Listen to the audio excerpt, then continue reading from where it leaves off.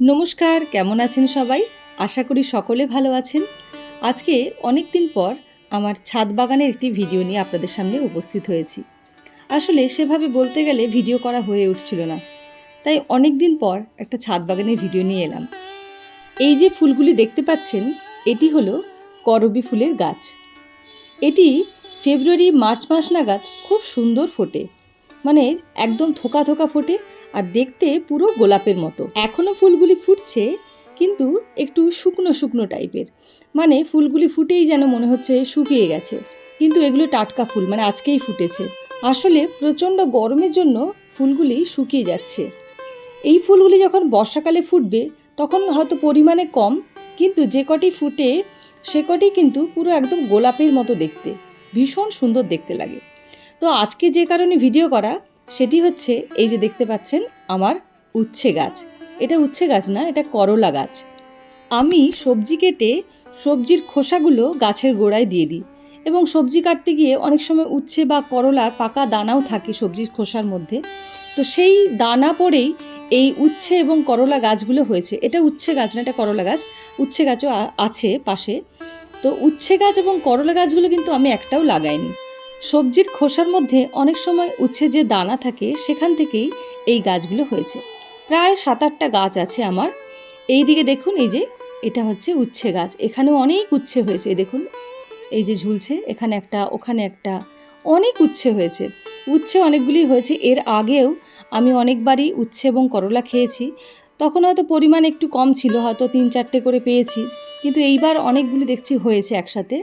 হয়তো মানে খুব বেশি না, কিন্তু আমার কাছে এগুলো অনেকটাই, কারণ এগুলো হচ্ছে এমনি পাওয়া, লাগাতে হয়নি, এমনি হয়ে গেছে, দানা থেকে পড়ে হয়ে গেছে। আর যখন দানা থেকে পড়ে সেই গাছে ফল দেয় তার আনন্দই আলাদা। এর আগেও অনেকবার আমার উচ্ছে গাছ হয়েছিল, কিন্তু এইভাবে কখনো এত ফল দেয়নি। হয়তো একটা কি দুটো ফল হয়েছে, তারপরে গাছটি মারা গেছে। কখনো কখনো পাতা কুঁকড়ে গেছে, ফলই দেয়নি, এরকমও হয়েছে। তো এইবারে কিন্তু দেখছি অন্যরকম, মানে আমাকে সেরকম যত্নও করতে হয়নি, বিরাট কিছু আমি যত্ন করিনি। ওই যা সবজির খোসা দিই, মাঝে মাঝে গাছে জল দিই, একটু স্প্রে করি, ব্যাস এইটুকুতেই আমার গাছ দেখছি এবারে সুন্দর মানে বেড়ে উঠেছে, আর তার সাথে অনেক ফল দিয়েছে। আমি অনেকবারই উচ্ছে খেলাম, এই নিয়ে প্রায় 4-5 বার খাওয়া হয়ে গেল, এবং 2-3টে করে করলাই খেয়েছি, এখন উচ্ছে খাইনি।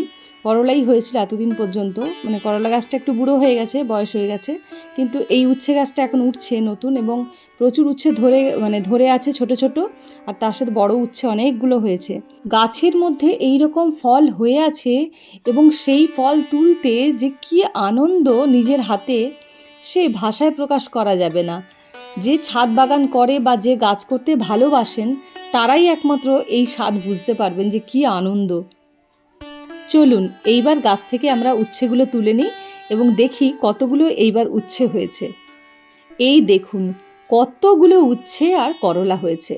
এখানে একটা বেশ বড় সাইজের করলা হয়েছে, আর বাকি সবকটাই উচ্ছে। তবে উচ্ছে যেগুলো হয়েছে সেগুলো সাইজও কিন্তু বেশ ভালো। বাজারে সার দেওয়া যে উচ্ছেগুলি পাওয়া যায় তার তুলনায় এই উচ্ছেগুলির সাইজ কিন্তু খুব একটা খারাপ নয়। এগুলিও বেশ বড় সাইজের উচ্ছে। এখনও গাছে অনেক উচ্ছে ছোট ছোট ধরে আছে।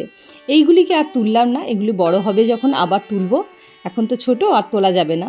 তবে 2-1টা একটু বড় রেখে দিয়েছি, সেইগুলি আরেকটু বড় হলে, এই যে যেমন দেখুন এটা আরেকটু বড় হলে তুলব। এই জিনিসগুলি করতে আমার ভালো লাগে, মানে এই যে ছাদ বাগানে গাছপালা করতে আমার বেশ ভালো লাগে। তাই আজকে একটা ভিডিও করে সেটা টাইম লাইনে রেখে দিলাম, যাতে ভবিষ্যতে এইগুলো দেখে মানে আমার সেই পুরনো ভালো লাগা জিনিসগুলো আবার যাতে খুঁজে পাই, তার জন্য একটা ভিডিও করে রাখলাম এবং আপনাদের সাথেও সেটা শেয়ার করলাম। এই রকম ছোটোখাটো ছাদ বাগান করলে কিন্তু মনও ভালো থাকে, শরীরও ভালো থাকে। আপনারা কারা কারা ছাদ বাগান করেন অবশ্যই কমেন্ট বক্সে লিখে জানাবেন। আর আমার এই ছাদ বাগানে করলা গাছে বা উচ্ছে গাছে যে করলাগুলি দেখলেন কেমন লাগলো সেটাও আপনারা লিখে জানাবেন। আমি আরও উৎসাহ পাবো এরকম ভিডিও বানানোর। আজকের মতো এই পর্যন্তই। সবাই ভালো থাকবেন। নমস্কার।